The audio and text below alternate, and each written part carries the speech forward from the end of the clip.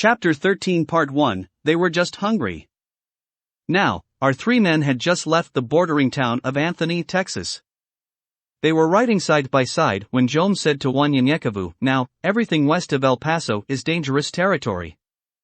What was once called Arizona, Nevada, New Mexico, Colorado, Wyoming, and the southernmost part of Idaho and Montana is known as no man's land." Jonathan interrupted, "North of no man's land is nothing but a blanket of ice that reaches the North Pole and those damn Abenians. I'm told they live in these cold-ass places by the millions. Them motherfuckers love cold weather." Jome gave Jonathan a funny look. "Ain't nobody asked for your 2 cents, Wanyenyekevu said calmly. "It's okay, all I know, and have read is that the indigenous people occupy all of old Arizona and the southernmost part of Nevada, and they called it by its original name, Almorican. It is sometimes called a Mexam, and even Uyelva land, which means bare land. They lived amongst each other in peace and harmony. Choctaw, Apache, Navajo, Ute, Cheyenne, Sioux, and many others, and they refused to call themselves anything else." Looking at Jonathan, "Not even Wakatilian," Jonathan jokingly said. "Damn. What? You a encyclopedia too? Man, shut the fuck up." Then Jonathan thought for a minute and shrugged his shoulder. "Hell, they can call themselves anything they want to, but to this world, they are still nothing more than just Wakatilians." Jome shook his head at Jonathan. "I wish you would shut the fuck up. And listen sometimes. As I was saying, there were a few spots here and there that were considered okay, but the lack of water, vegetation, but mainly because of the illegal activities. It's been abandoned for centuries, so it simply became known as no man's land or nowhere." Jonathan interrupted Jome, "When did your ass started talking all nice and shit? No matter what one would call it, or some call it, it was a ruthless place where there are no rules. Wanyenyekevu said to them both, Sabaoth has sent me here, and I am protected. What I didn't know was that California and Washington were under the sea and replaced with a strip of islands."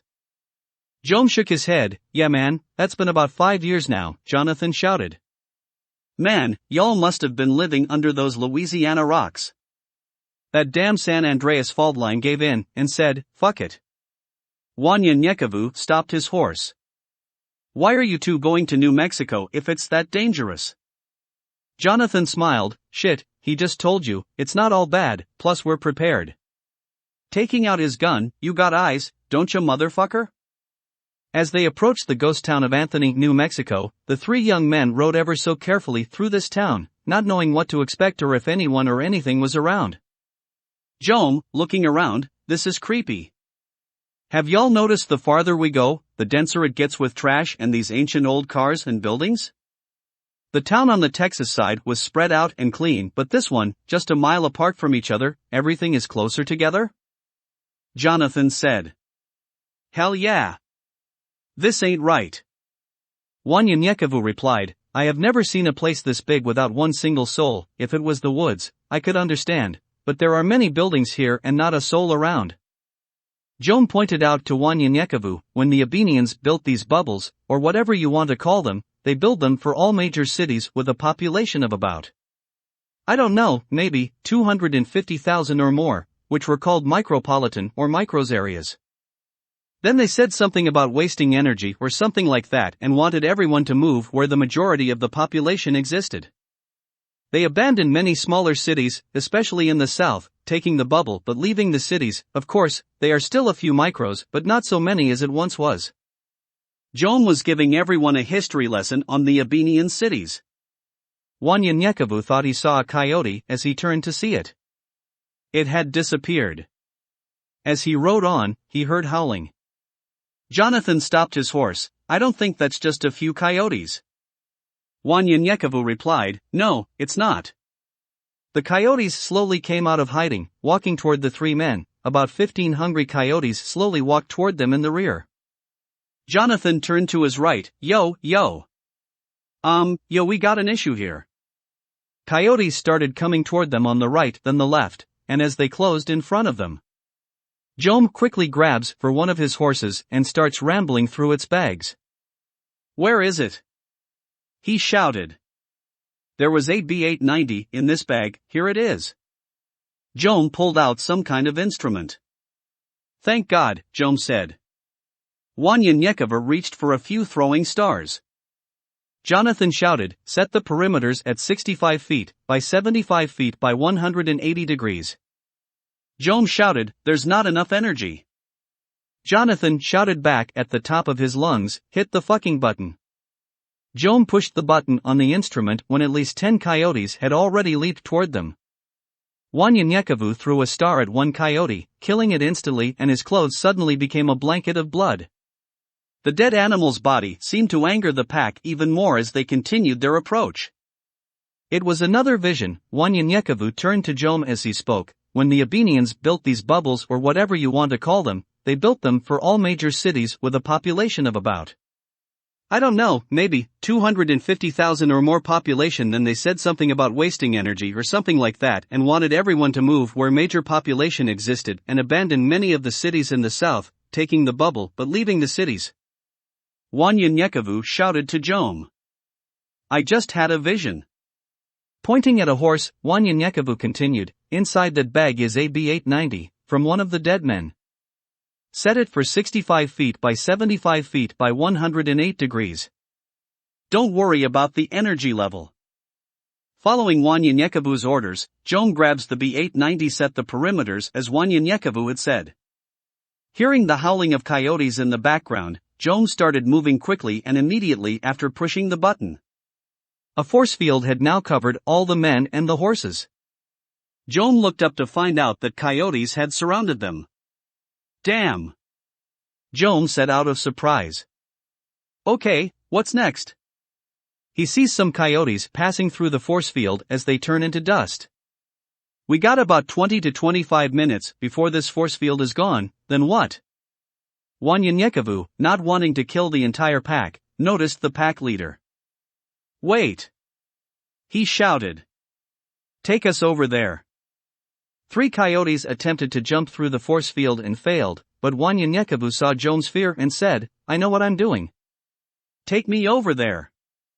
So Jom took the force field as the men rode their horses step by step to stay in the force field, to the location as Wanyenyekevu pointed. 15 minutes. Shouted Jom. The 3 men and their horses were in a corner. Let me out of this thing, said Wanyenyekevu. Jom turned the device off for just enough time for Wanyenyekevu to clear its radius. He quickly turned the machine back on. Follow me, Wanyenyekevu said. The pack's leader was directly in front of Wanyenyekevu, growling at him. Wanyenyekevu stood his ground and approached the coyote without fear. I don't want any more of you guys to get hurt, but it's kill or be killed at the moment. I know. You need to walk away before many more of you die, Wanyenyekevu said to the coyote as if he hoped the coyote would understand. The coyote growled, showing his teeth as if to intimidate him. Wanyenyekevu watched as the different scenarios played out in his head. He found one satisfying to him. The coyote leaps at Wanyenyekevu. Calculating his every move, Wanyenyekevu grabbed the coyote by the neck, pending its legs, and held him in a chokehold. Grasping and choking, the coyote began to whine. Fussing at the coyote, I told you it didn't have to come to this, but no, you are hard-headed. If I let you go, will you find a meal elsewhere? We are not your meal. Withdrawing his arm quickly not to get bitten by the animal. The coyote quickly got up from the ground and ran off, with the rest of the pack following suit. Jom counted down the timer on the instrument, 3, 2, and 1. Seriously now, you got to tell me how you are doing that, Jom said as he turned to Wanyenyekevu. They were just hungry, Wanyenyekevu said as he got back on his horse. Jonathan said with his arms flying around. Shit, that only explains why they attack. Hell. We know that much. Moving Jonathan's horse to the side, Jom said, that's not what we're talking about, and you know it. As Jonathan joins back in, yeah man, how in the hell do you know when shit is finna hit the fan, before that shit happens, is what he's talking about. And you know that, and what is this thing with you fussing with an animal like your ass, is Dr. Doolittle? Wanyenyekevu smiled. I'll tell you tonight, when we settle down. Jonathan murmured to himself, out loud. I want to know that shit right now. Fuck that. Wanyenyekevu turned back around toward Jonathan. Patience is not your strong suit, is it? Wanyenyekevu knew it was time to tell the brothers about his gift. He felt that the only reason Sabaoth allowed them to see them was that they too were a part of his plan. The men gathered their belongings and headed north. About 2 hours later, no one had said a word except Jonathan, who kept talking about what had happened. As they were near the edge of town, Wanyenyekevu said, Sabaoth has given me the gift to see things before they happen, and you too can receive your special gift from him in due time. Jonathan said, we get gifts just for believing? I want to turn everything I touch into gold. Joe became mad. Your greed for money got us right where we are now. Wanyenyekevu was confused about what that meant, but knew it had something to do with their past, so he said nothing. I think it's time to set up that cube doohickey thing, Wanyenyekevu said. I'm hungry and tired right now and ready to sleep. Jonathan, since you lost the race into New Mexico, you have to hunt for something to eat again tonight. Jonathan frustrated. Who the fuck you think you is, motherfucker? Jome sharply said. Who said the last one has to find dinner? Bitch, you lost. Carry your ass and find something to eat, motherfucker. Wanyenyekevu was laughing.